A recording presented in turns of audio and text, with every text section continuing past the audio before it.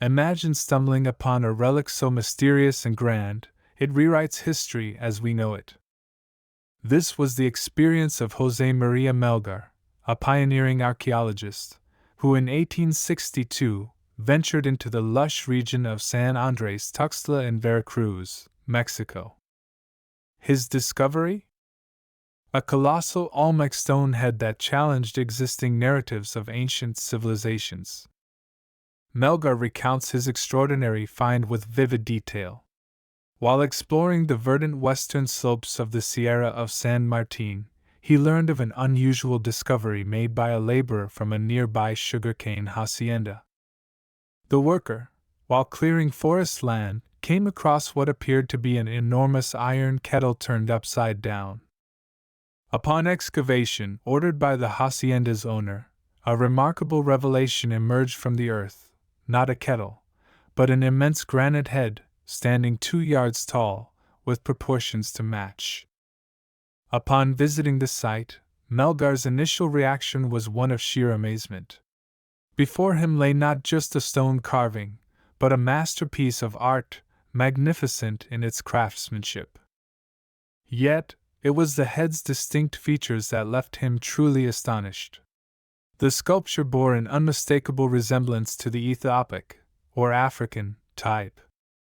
This led Melgar to a groundbreaking conclusion. There had been Africans in this part of the world, potentially dating back to the earliest epochs of human history.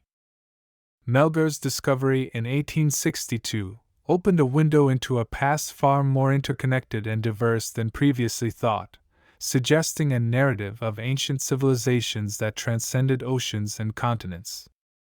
The ancient Americans, through their own ingenuity, developed unique aspects of their civilization.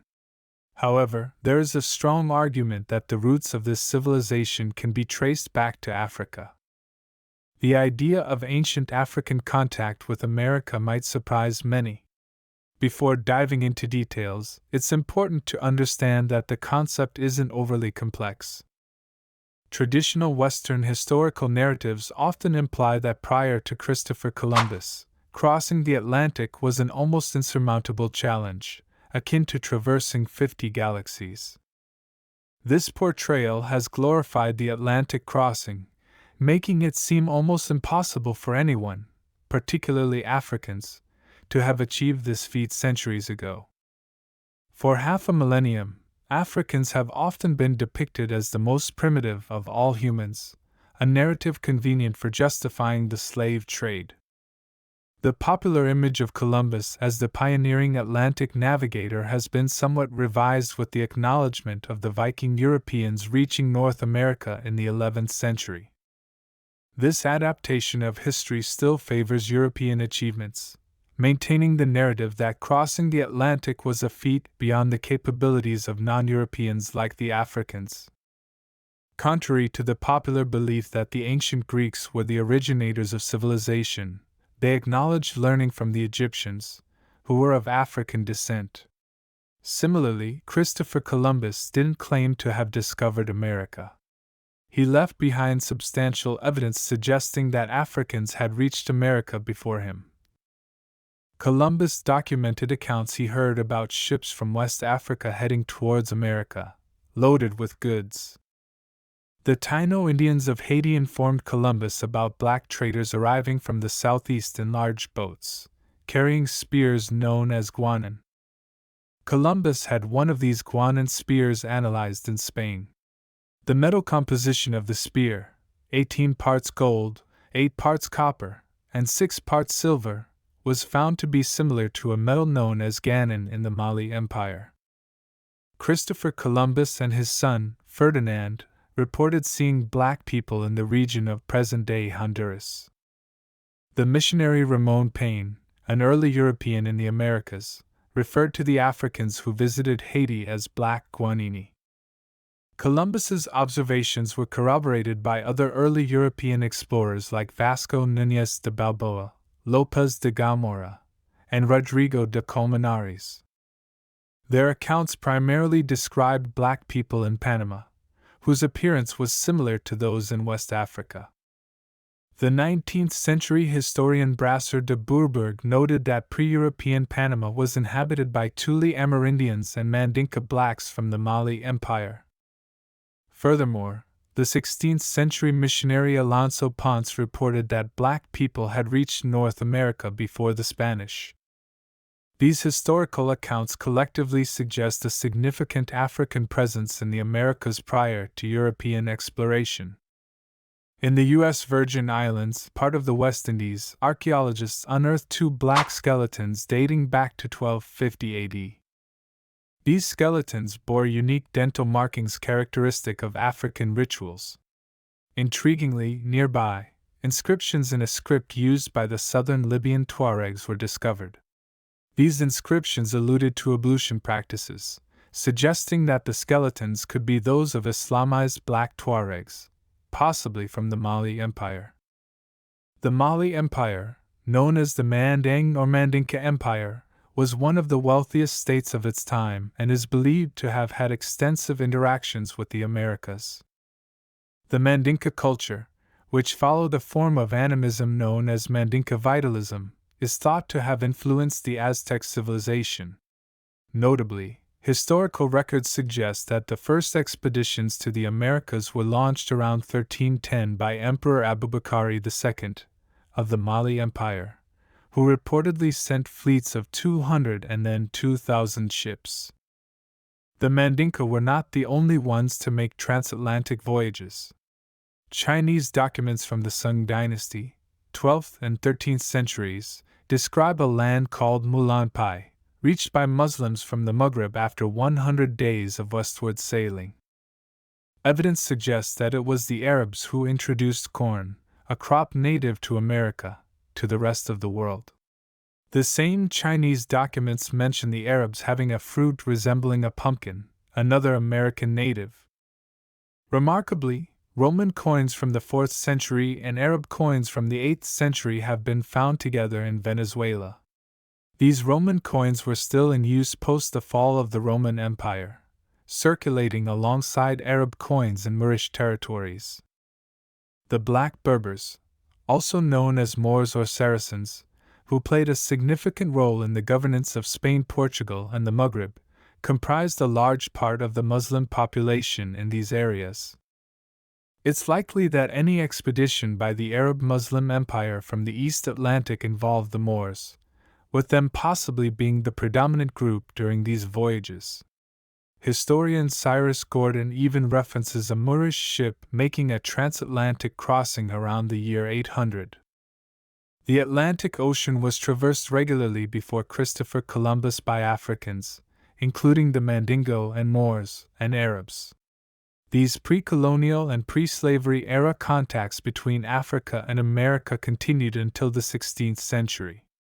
This discussion will now focus on the Egyptian contacts with America during antiquity. The Olmec civilization, Central America's earliest significant civilization, is considered the precursor to the Maya, Zapotec, Aztec, and Toltec civilizations. The Olmecs hosted the Egyptians who arrived in America about 3,200 years ago, though it's plausible that these interactions date even further back.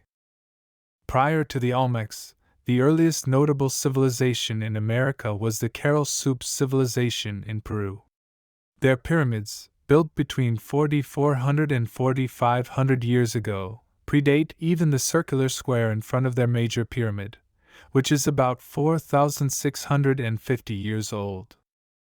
In the same region, mummies dating back 7,900 and 1,600 years have been discovered. These findings are comparatively younger than the world's oldest known mummy, discovered in Africa's Sahara Desert. The initial dating of this African mummy, Yuan Mahagiag, by Professor Mori of the University of Pisa, suggested an age of 9,500 years. However, subsequent, more thorough dating by Professor Tanjori of the same university revised this to 5,500 years.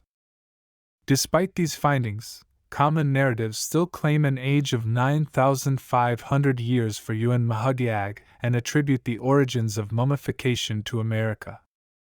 If we consider the possibility of ancient connections based on these mummies, the pyramids offer more compelling evidence. The Amerindian Cairo pyramids are step pyramids, with the tallest being 18 meters high, 3 to 4 times smaller than the first monumental pyramid in history, the Egyptian step pyramid at Saqqara. If Cairo's dating methods are applied to Saqqara, the Egyptian pyramid is estimated to be around 350 years older than the American pyramids. The Cairo archaeological site demonstrates notable astronomical alignments, particularly with solstices, much like Egyptian sites. Cairo's layout is strategically oriented in relation to the adjacent river and its flooding patterns, echoing the relationship between ancient Egyptian settlements and the Nile. Researchers studying Cairo's design have observed these parallels, noting, the main buildings of the Cairo civilization are systematically aligned parallel to the river, mirroring similar planning thousands of kilometers away in the Nile Valley. Both regions feature step pyramids with astronomical significance and share similar approaches to land planning concerning rivers and floods. The likelihood of these similarities being mere coincidence is slim. Cairo appears to be a mirror of Egyptian civilization. Just as the discovery of a mosque oriented towards Mecca in a distant land would imply an Arab influence or heritage, the similarities between Cairo and Egyptian Old Kingdom structures suggest ancient contact. Given the known seafaring capabilities of Nile civilizations at that time, the possibility of their reaching America seems increasingly plausible. The possibility of ancient Americans traveling to Africa to gain knowledge from the Egyptians should not be dismissed.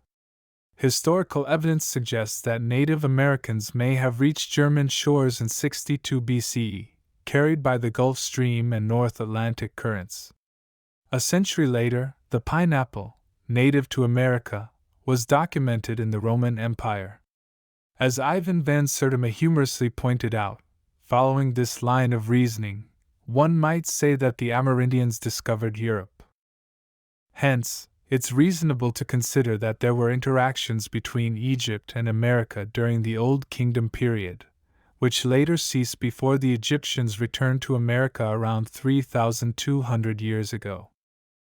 Focusing on the Olmecs civilization, in the early 20th century, U.S. researchers discovered 17 colossal heads with distinctly negroid features near the Atlantic coast of Mexico. Some of these heads are as tall as 2.8 meters and weigh up to 50 tons. These heads face the Atlantic Ocean with a seemingly threatening demeanor.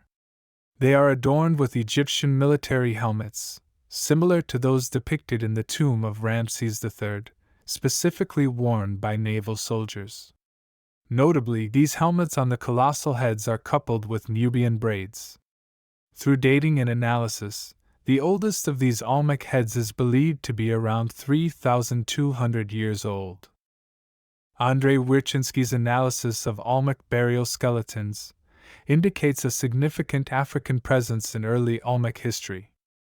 He found that 13.5% of these skeletons, predominantly male, exhibited negroid characteristics.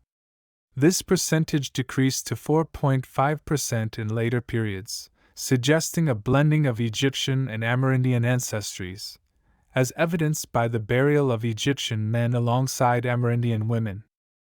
The predominance of male skeletons with African features aligns with the theory that the initial crossing was mainly by a military crew.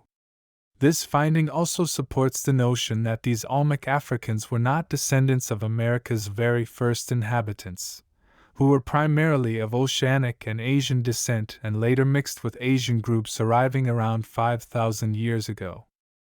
The purpose of the Egyptians' voyage to the Americas is also inferred from historical texts. The Popol Vuh, a sacred Mayan book, and accounts by the missionary Bernardino de Sahagun describe foreigners arriving in 7 boats in search of an earthly paradise. They are said to have landed near Veracruz, a key Olmec city on the Atlantic coast. Similarly, the tomb of Ramses III, dating back 3,200 years, as interpreted by scholars like Lefebvre, Champollion, and Rossellini, features a ceiling depicting 7 boats amidst stars. This tomb also references the sun setting in the extreme west of the earth, suggesting that the Egyptians might have pursued the setting sun westward in search of a sacred underground world, aligning with their spiritual beliefs. The concept of Yaru, an Egyptian term for paradise, finds a parallel in Yarrow, a term for paradise in America. Additionally, the word Ra, central to Egyptian sun worship, is also present in Mexican and Peruvian cultures. Evidence suggests that the contact initiated by this expedition was continuous, supported by 2 compelling pieces of evidence. The discovery of cocaine in Egyptian mummies has sparked significant debate and intrigue. In 1992, Svetla Balabanova, a highly regarded toxicologist, detected traces of cocaine in the hair samples of Egyptian mummies at the Munich Museum. Some of these mummies were dated as being 3,100 to 3,200 years old, which coincides with the period shortly after the proposed Egyptian voyage to America.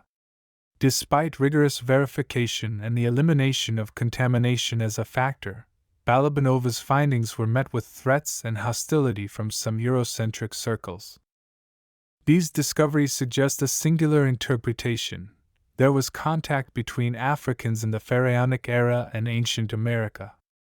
Balabanova also found cocaine in 134 Nubian bodies, further corroborating this connection.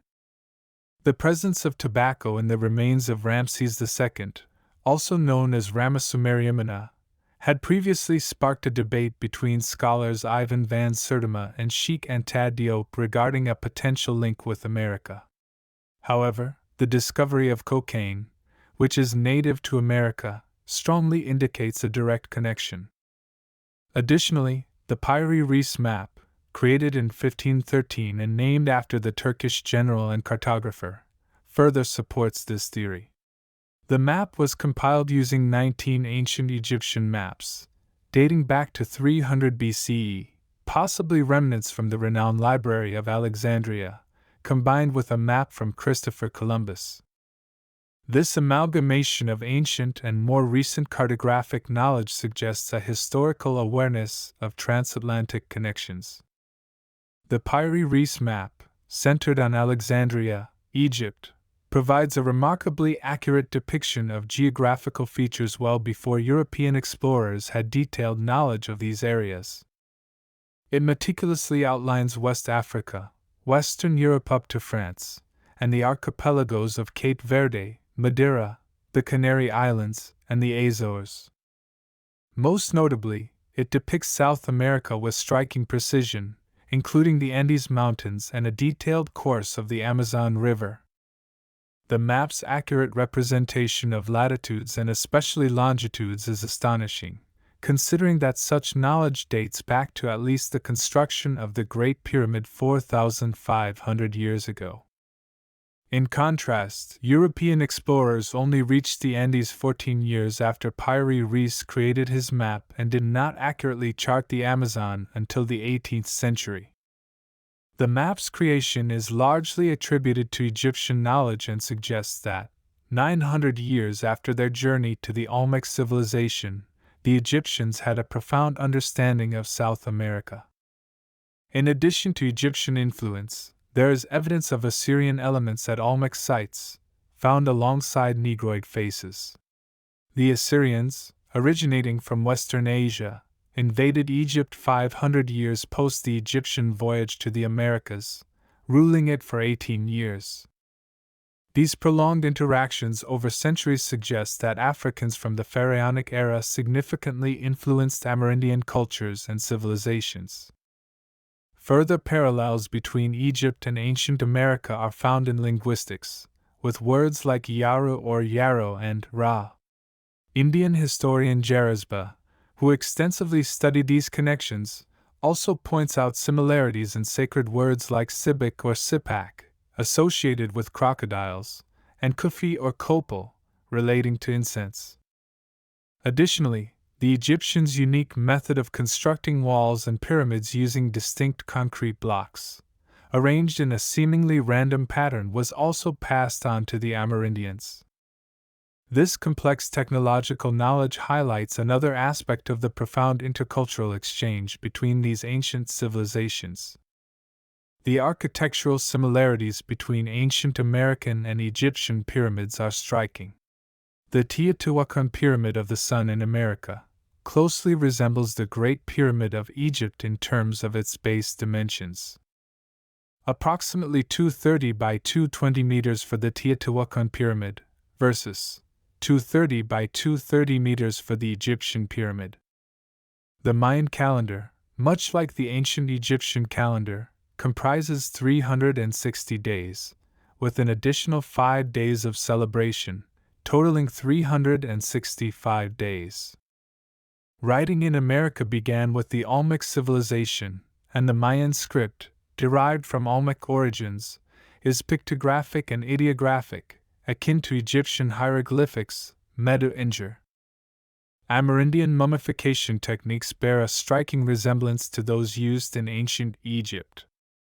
This process includes the removal of organs through the anus and their placement in 4 jars, each corresponding to a specific color and cardinal direction.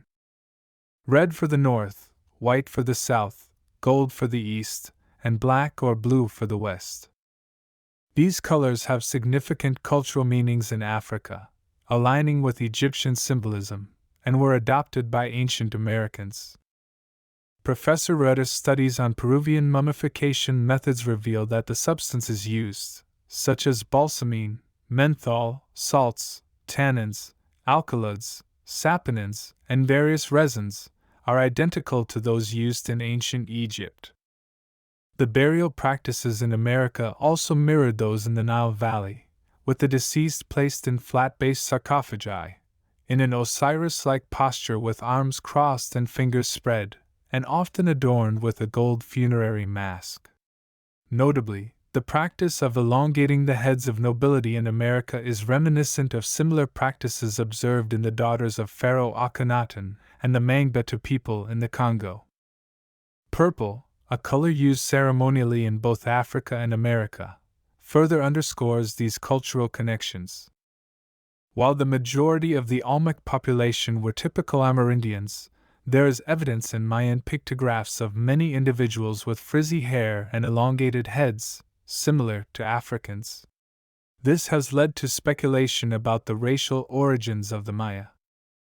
African-American historian Clyde Winters posits that it was the Olmecs who introduced pyramid building, religious technology, and writing to the Maya. Professor Molafai Asante supports this, stating that the Maya built their pyramids atop existing Olmec structures. Tune in for our third and final part of our series on the Olmec statues. Thanks for watching.